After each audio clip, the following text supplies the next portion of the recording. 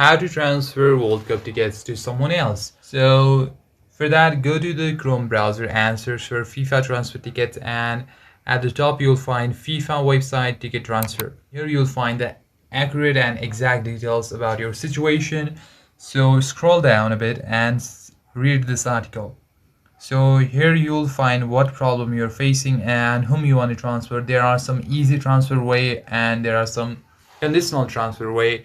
So see your situation and read this article completely, and you can follow the steps all that are mentioned here.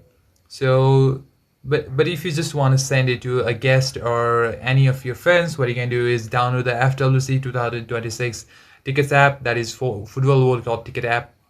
Now tap on that. This is the official app of FIFA, and here will be your My Tickets option. All of the tickets that you have will be shown here. Now tap on ticket and just tap on send to your friend or someone else after completing the verification process, of course. Now here will be your transaction option and more. Tap on more and here you'll find your exchange deals, such as tickets submitted for resale or any exchange.